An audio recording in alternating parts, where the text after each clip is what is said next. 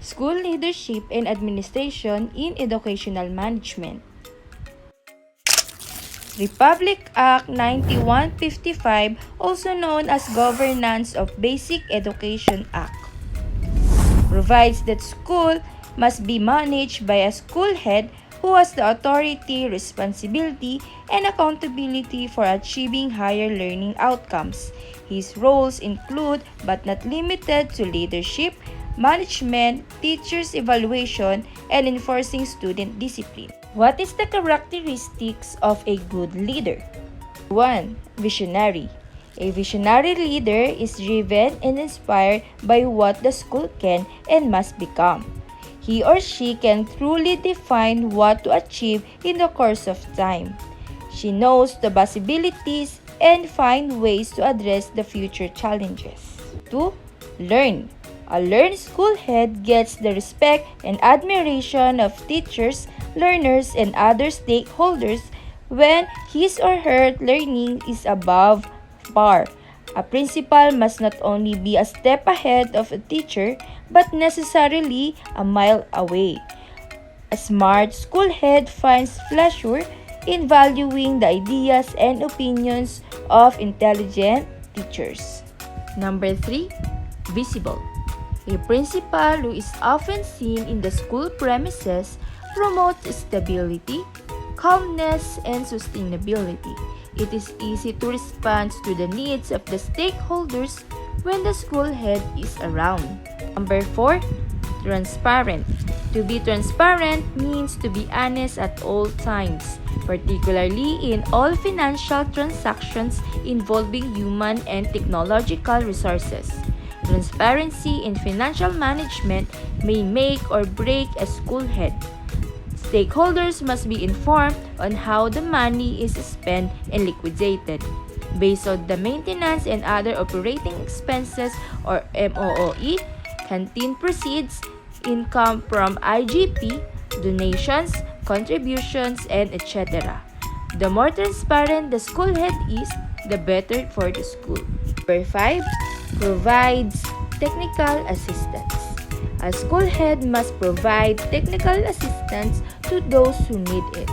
In fact, TA is one of his or her key result area.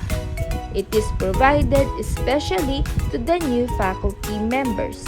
It may be a form of mentoring, coaching, conducting training and workshop, answering some inquiries, leading a team, sharing opinions, correcting and editing proposal, and correspondence. Lastly, number 6. Empowers people. To empower means to give others a full trust to do something for the betterment of the school. One way of doing this is to apply the power of delegation. School heads who are afraid to delegate their responsibility are not real leaders and managers. An empowering school head understands that she or he can delegate only the responsibility and not the accountability, for accountability still belongs to him or her. A school organization, like any other organization, needs a strong leadership and management. Both set the way the school organization will go. The application of different management and leadership principles and practices in school setting complement each other. School leadership and management of activities challenge everyone in the field in promoting the culture of lifelong learning and teaching. The relationship between management and leadership, as summarized by Covey, is that leadership deals with the vision, direction, effectiveness, and result focusing on top line, while management deals with establishing structures and systems to focus on the bottom line to get results. The school organization is continually changing, and the need for both leadership and management today is more important, serious, and challenging. Schools are expected to immediately cope and adapt with the continuous changing environment to survive. It is now very evident that school leadership and management has evolved due to pandemic COVID-19. School leadership practices to have changed greatly because of COVID-19. However, Litwood, Harris, and Hopkins 2020 underlines that the principle of good leadership are constant, having a clear vision, developing others, managing people, building capacity, etc. School leaders on this journey are defined by their determination, their hope, and their unshakable belief that whatever happens, whatever the cost, whatever the scale of the challenge, will continue to do everything in their power to safeguard the learning of all the young people. The leadership practices exemplified by the participant can be classified into 4 categories based on the 6 leadership models developed by Bush 2010. Managerial leadership, which look at a school as a rational system with a formal organizational structure. The managerial leadership practices of the participant included existing of rules and regulation, hierarchy and authority, and accountability. Participative leadership calls for a leader who consults with subordinates, obtains their ideas and opinions, and integrates their suggestions into decision about how the group or organization will proceed. This can be observed through faculty meeting, block session, focal group discussion, small weekly meetings or kamustahan, and one-on-one dialogue on a specific issue on classroom management and the like. Also, sharing and reviewing of experiences, team on one-on-one meetings to address issues that arise. Moral leadership. As defined by Bush, it is based on the values, beliefs, and attitude of principals and other educational leaders. Instructional leadership. It is defined as assistance for enhancement of teaching and learning. The principals, head, and supervisor and other school leaders need to become aware and knowledgeable about the new approaches to curriculum supervision, which includes innovating teaching strategies since curriculum and instruction. How is a school leader involved in the operations and management of the school? A school head helps the school to attain high level of performance through the utilization of its resources. It is expected that the school head as a leader and manager have the knowledge, skills, and ability to promote the success of all students. By managing the school organization, operation, and resources in a way to promote safe, efficient, and effective learning environment, all of these aim to meet the educational needs of the 21st century. The school heads as managers and leaders set the direction that the school are going. They are basically responsible in overall operation of the school. This function of school heads as educational leaders and managers are essential to the area of management, namely the vision, mission, and goals of the institution, curriculum and instruction, financial and budgeting, school plant and facility, student services, community relation, and the school improvement plan.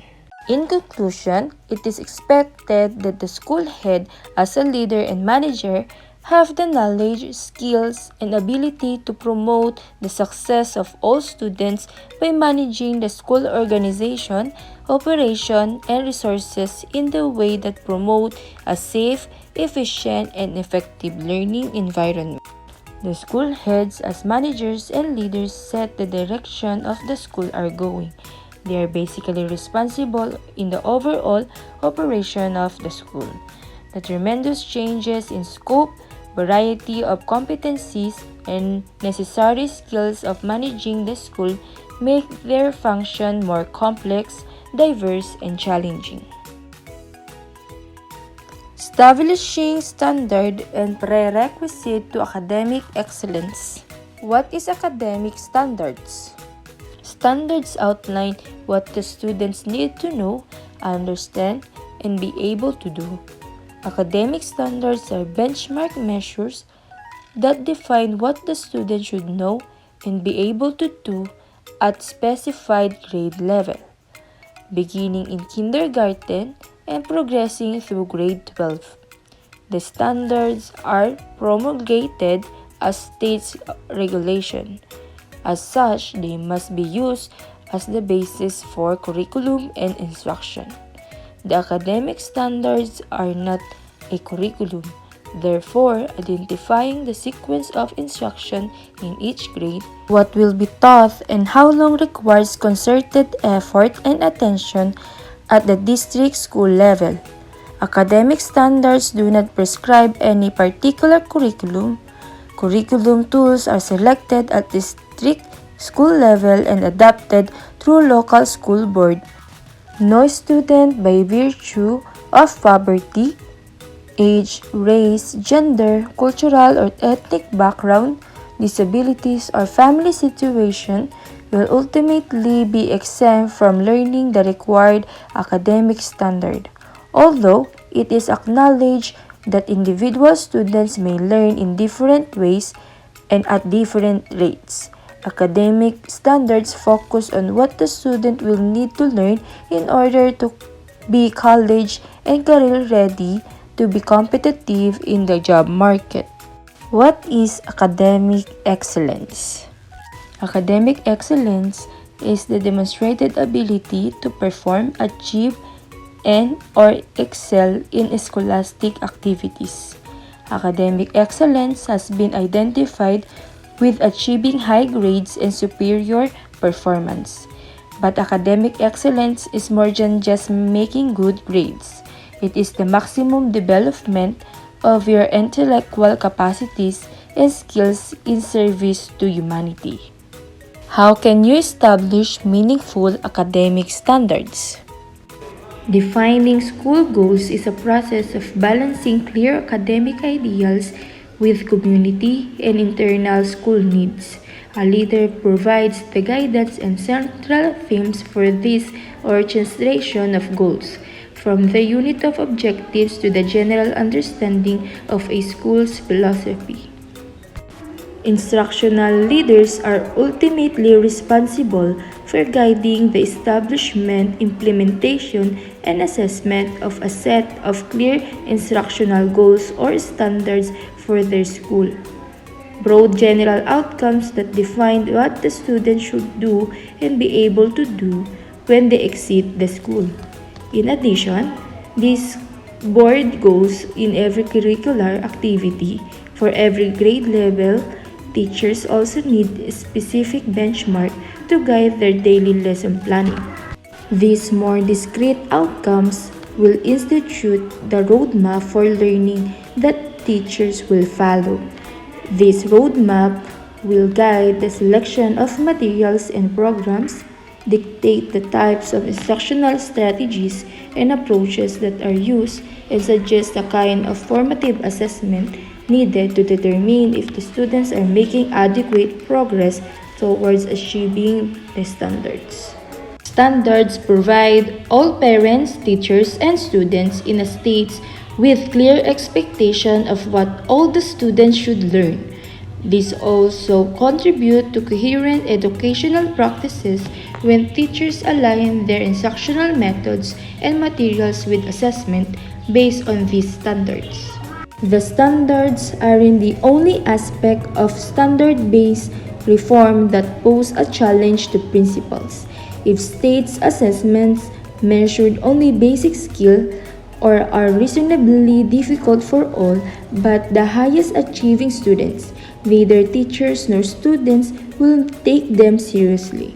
Strong instructional leaders must respond in several ways. A. Work with state officials and politicians to ensure that assessments are valid, reliable, and equitable. B. Work with parents and students to help them understand the importance of assessment not only to individual students but also to the school and district as a whole. C. Work with teachers to help them design instruction that includes the skills and knowledge students will need to be successful on standard-based assessment. Thank you for listening, and I hope that you learn a lot from this video.